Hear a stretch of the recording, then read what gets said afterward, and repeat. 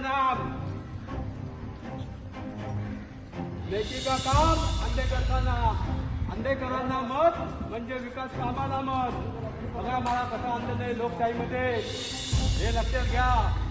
मी उमेदवार आहे, उमेदवार दरोडे कोण नाहीये। लेखी का काम अंधेकरांना अंधेकर जिंदाबाद। नाम लेखी का काम अंधेकरांना मत म्हणजे विकास कामाला मत। बघा मला कसं आणलेलं आहे लोकशाहीमध्ये, हे लक्षात घ्या। मी उमेदवार आहे, उमेदवार दरोडे कोण नाहीये। लेखी का काम अंधेकरांना अंधेकर जिंदाबाद। नाम लेखी का काम अंधेकरांना मत म्हणजे विकास कामाला मत। बघा मला कसं आणलेलं आहे लोकशाहीमध्ये, हे लक्षात घ्या। मी उमेदवार आहे, उमेदवार दरोडे कोण नाहीये। लेखी का काम अंधेकरांना अंधेकर जिंदाबाद।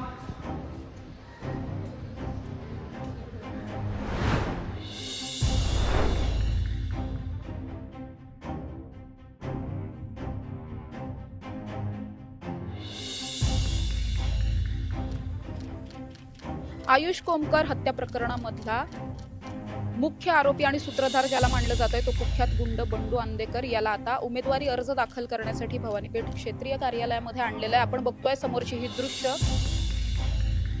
बंडू अंधेकर नेकी का काम अंधेकर का नाम असं म्हणताना पाहायला मिळतोय।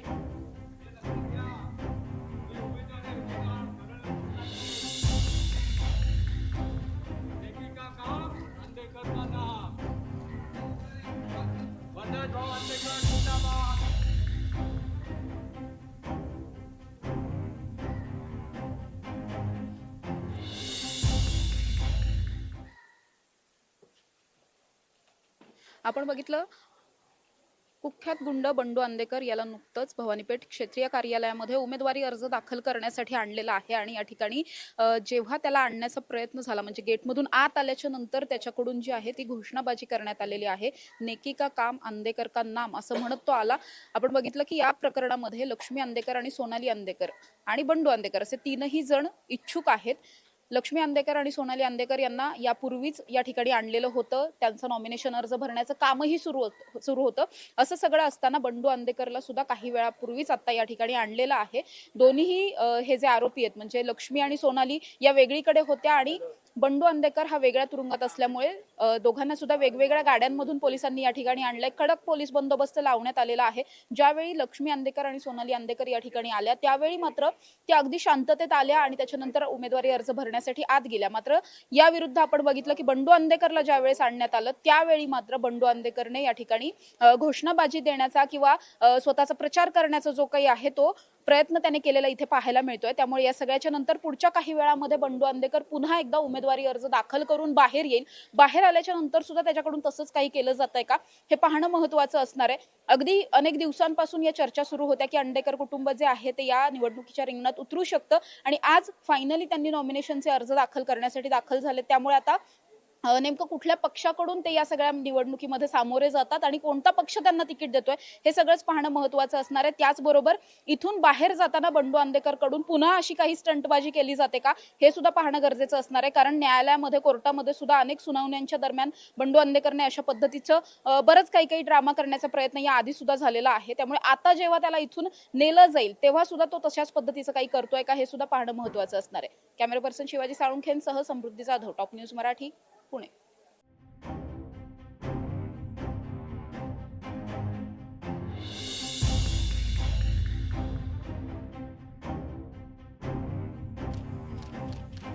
आयुष कोमकर हत्या प्रकरणामधला मुख्य आरोपी आणि सूत्रधार ज्याला मानलं जात आहे तो कुख्यात गुंड बंडू अंधेकर याला आता उमेदवारी अर्ज दाखल करण्यासाठी भवानीपेठ क्षेत्रीय कार्यालयामध्ये आणलेलं आहे। आपण बघतोय समोरची ही दृश्य।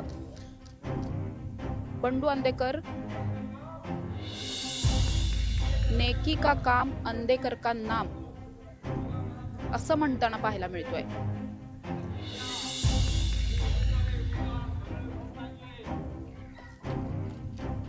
नेकी का काम अंधेकर का नाम। वंदे भाऊ अंधेकर जिंदाबाद।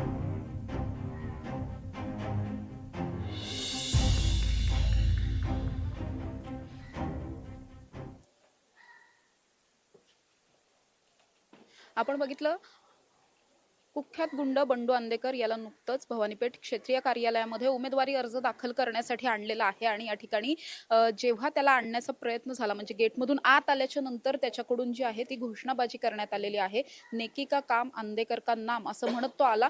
आपण बघितलं की या प्रकरणामध्ये लक्ष्मी अंधेकर आणि सोनाली अंधेकर आणि बंडू अंधेकर असे तीनही जण इच्छुक आहेत। लक्ष्मी अंधेकर आणि सोनाली अंधेकर यांना यापूर्वीच या ठिकाणी आणलेलं होतं, त्यांचं नॉमिनेशन अर्ज भरण्याचं कामही सुरू होतं। असं सगळं असताना बंडू अंधेकरला सुद्धा काही वेळापूर्वीच आता या ठिकाणी आणलेलं आहे। दोन्हीही हे जे आरोपी आहेत म्हणजे लक्ष्मी आणि सोनाली या वेगळीकडे होत्या आणि बंडू अंधेकर हा वेगळ्या तुरुंगात असल्यामुळे दोघांना सुद्धा वेगवेगळ्या गाड्यांमधून पोलिसांनी या ठिकाणी आणलंय। कडक पोलीस बंदोबस्त लावण्यात आलेला आहे। ज्यावेळी लक्ष्मी अंधेकर आणि सोनाली अंधेकर या ठिकाणी आल्या त्यावेळी मात्र त्या अगदी शांततेत आल्या आणि त्याच्यानंतर उमेदवारी अर्ज भरण्यासाठी आत गेल्या। मात्र या विरुद्ध आपण बघितलं की बंडू अंधेकरला ज्यावेळेस आणण्यात आलं त्यावेळी मात्र बंडू अंधेकरने या ठिकाणी घोषणाबाजी देण्याचा किंवा स्वतःचा प्रचार करण्याचा जो काही आहे तो प्रयत्न त्याने केलेला इथे पाहायला मिळतोय। त्यामुळे या सगळ्याच्या नंतर पुढच्या काही वेळामध्ये बंडू अंधेकर पुन्हा एकदा उमेदवारी अर्ज दाखल करून बाहेर येईल। बाहेर आल्याच्या नंतर सुद्धा त्याच्याकडून तसंच काही केलं जातंय का हे पाहणं महत्त्वाचं असणार आहे। अगदी अनेक दिवसांपासून या चर्चा सुरू होत्या की अंधेकर कुटुंब जे आहे ते या निवडणुकीच्या रिंगणात उतरू शकतं आणि आज फायनली त्यांनी नॉमिनेशनचे अर्ज दाखल करण्यासाठी दाखल झाले। त्यामुळे आता नेमकं कुठल्या पक्षाकडून ते या सगळ्या निवडणुकीमध्ये सामोरे जातात आणि कोणता पक्ष त्यांना तिकीट देतोय हे सगळंच पाहणं महत्त्वाचं असणार आहे। त्याचबरोबर इथून बाहेर जाताना बंडू अंधेकर कडून पुन्हा अशी काही स्टंटबाजी केली जाते का हे सुद्धा पाहणं गरजेचं असणार आहे। कारण न्यायालयामध्ये कोर्टामध्ये सुद्धा अनेक सुनावण्यांच्या दरम्यान बंडू अंधेकरने अशा पद्धतीचं बरंच काही ड्रामा करण्याचा प्रयत्न या आधी सुद्धा झालेला आहे। त्यामुळे आता जेव्हा त्याला इथून नेलं जाईल तेव्हा सुद्धा तो तशाच पद्धतीचं काही करतोय का हे सुद्धा पाहणं महत्त्वाचं असणार आहे। कॅमेरा पर्सन शिवाजी साळुंखेंसह समृद्धी जाधव, टॉप न्यूज मराठी, पुणे।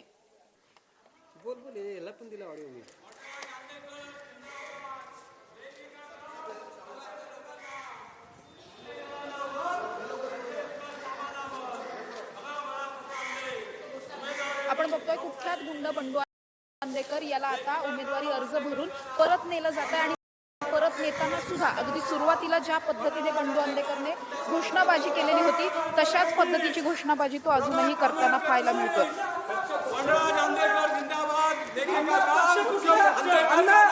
अण्णा पक्ष कुठला पक्ष पक्ष अण्णा अण्णा हो अण्णा पक्ष कुठला पक्ष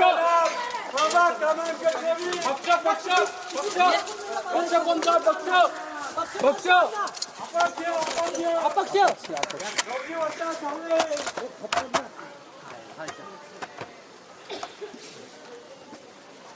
चला बंडू अंधेकरला बाहेर नेलेला आहे। या ठिकाणी आपण बघतोय की जेव्हा त्याला नेलं जात होतं त्यावेळी त्याने आपण अपक्ष उमेदवारी भरत आहोत उमेदवारी अर्ज भरतो अशा पद्धतीने सांगितल्याचं पाहायला मिळतंय।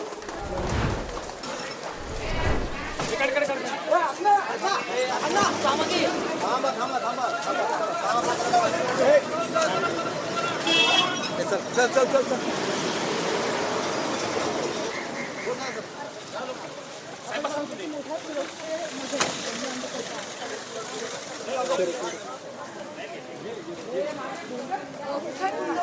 याला नुकतंच आपण बघितलं की या गाडीतून पुन्हा एकदा तुरुंगात नेलं जात आहे। ज्यावेळी बंडू अंधेकरला या ठिकाणी आणलेलं होतं त्यावेळी सुद्धा तो घोषणाबाजी करत होता, जाताना सुद्धा त्याने घोषणाबाजी केली आहे।